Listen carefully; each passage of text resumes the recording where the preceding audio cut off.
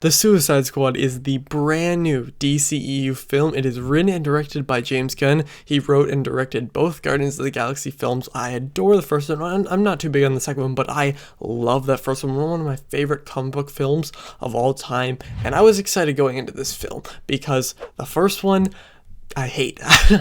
To be honest, I hate that movie. I think it's terrible. I've seen it once back in 2016. I hate it. I might rewatch it to rank all the DCEU films. I'm not 100% sure. I'm really dreading doing that.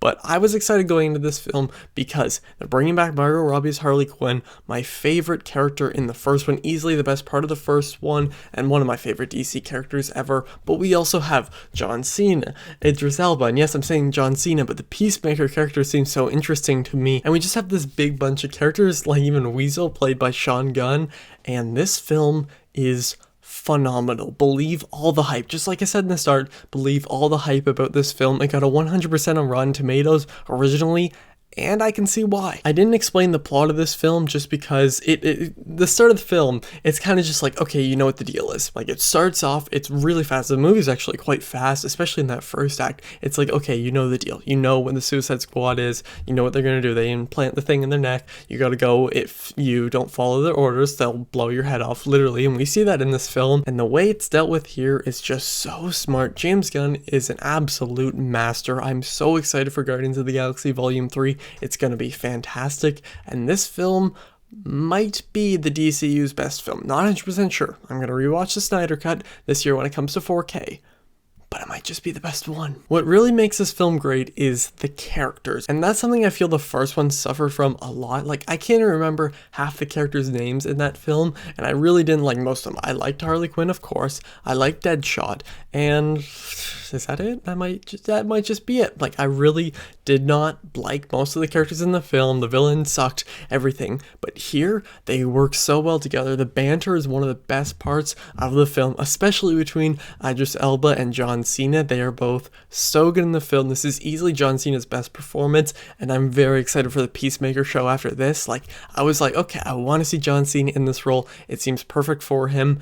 And it definitely was, and of course, Idris Elba is just perfect. I know I've said his name like 3 different times in this video. He's going to be great in every single thing that he's in, and he's like the leader of the team here, and he is phenomenal. They all play their parts to perfection. Of course, my favorite character in the film is still Harley Quinn. Margot Robbie is my favorite actress of all time, so I feel like that explains it, but this may be the best, actually yes, this is the best interpretation of Harley Quinn I've seen yet in any movie. Now, I haven't seen Birds of Prey yet, and I know a lot of you are like, you have to watch that movie, and I definitely do. I'm going to watch it one of these next nights. I might do a watch along for it. Stay tuned for that. But she was just so awesome here. There's so much to her character because she's just fun, she's lovable, she's a fan favorite, of course. She has all these hilarious lines, but there's one scene, there's actually a few scenes, but one scene in particular where you know she's evil. You know why she's on this Suicide Squad. You know why she's a villain working with other villains or bad people or whatever.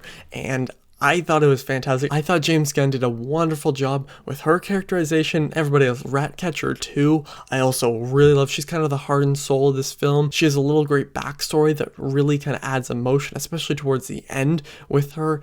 Everybody in the film is amazing, and of course I have to talk about Sylvester Stallone as King Shark, or whatever his real name is. I'm gonna mess up the pronunciation, so I won't even try.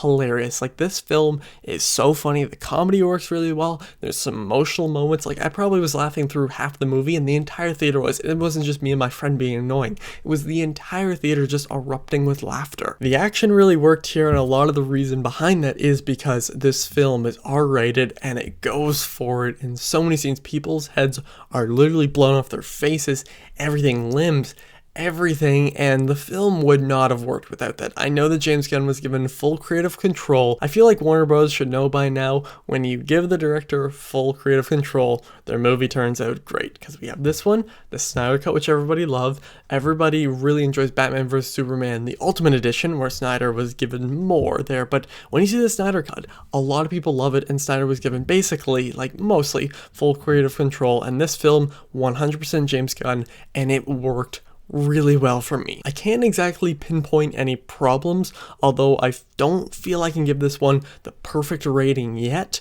I do need to rewatch it, but I'm dying to rewatch it. This is easily in my top 3 of the year, might even be number 2, and A Quiet Place Part 2 is taking the number 1 spot for now, but maybe if I rewatch it, which I will by the end of the year, it might take over from that spot. This film is fantastic. You have to go see it in the theaters. I saw it in the theaters tonight, and it was so worth it. I saw it on a massive screen, great audio, it's loud, it is very kick-ass. That's the best way to describe the film. It kicks so much ass, and I absolutely love this film. The Suicide Squad is a gore-filled ride. Every new character is wonderful, plus bringing back Harley Quinn was an amazing call. The banter between all the characters was top-notch. This is not your average comic book film. Believe the hype.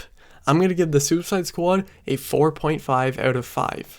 Again, this might just be the DCU's best film. It's between this one and the Snyder Cut, and I just love them both so much. I don't know which one I could pick, and I know that when I rewatch the Snyder Cut, it's gonna go up to 5 stars, and I feel like when I rewatch this one, it's also gonna go up to 5 stars. And here's some proof to show how good the film is. When you look up who is the dumbest DC character of all time, the results, the Polka Dot Man, come up, and that's what James Gunn did. They put him in the movie, and he works. Everybody in the theater loved him. I loved him. My friend loved him, I think, more than anybody else in the theater. He works so well. Everything in this film, I highly recommend it. I hated that first movie, but I went into this one expecting it to be great, and it really was. Don't let the first one kind of shy you away from this film. I highly recommend it, as I just said. But what did you think of this film? What are your favorite scenes? All that. I will have a tier list or a ranking or of some kind with all the characters soon, and I might do a watch along to Birds of Prey because I haven't seen it yet.